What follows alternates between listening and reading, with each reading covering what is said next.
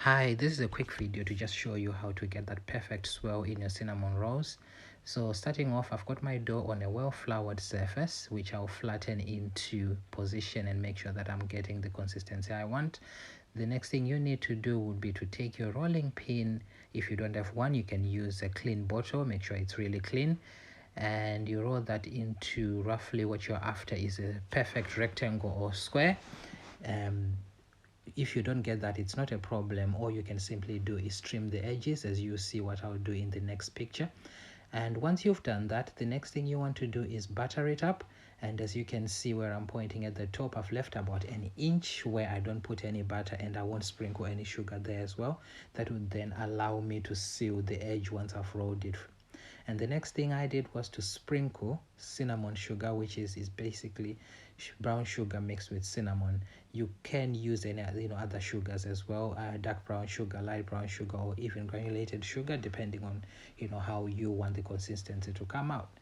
And once you've done that, you can take a flat spatula knife or a spatula or anything that is flat that you can easily spread it across to make sure that it's evenly distributed. I didn't do that, but here in the picture, so you start rolling from the bottom, making sure you're really tucking it in.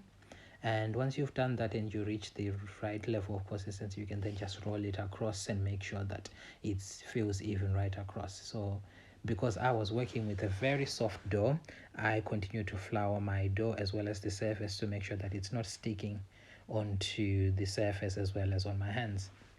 Once you are happy with the consistency of the roll, the next thing you want to do is to either get a knife that will help you, or a spatula, the flat cake ones, that will help you make marks along the log. That gives you an idea of where to cut when you come back with your string. So in here I use string. Some people like to use floss.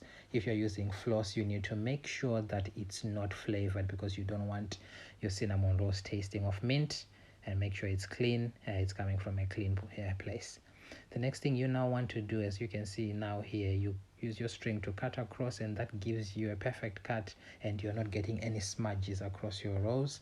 And it feels like if it's sticking to the surface, you can just gently move it around, and that will make sure that you are continuing to cut it without having any issues of stickiness. And then the next thing you want to do now is to take a lined baking tray.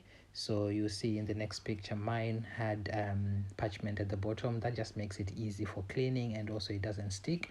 But if you don't have parchment paper, the one thing you want to do is to spray with baking spray, or use butter or oil, so that your cinnamon rolls don't stick at the bottom. They tend to have the sugar and the butter come out when you are baking, so you don't want that to then end up creating a stickiness at the bottom. Well, I don't like it, but some people might do, because it's sort of like toffee-ish flavor.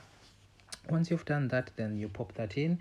And lastly, I will want to give a shout out to Balloon Queen. As you can see, this is her Instagram page. She's a really lovely lady who helps with occasions, and she'll make amazing balloons or amazing arrangements for you. So this is her shout out. Make sure you visit her page, and if you are in the market for that kind of stuff, then she is the place to go.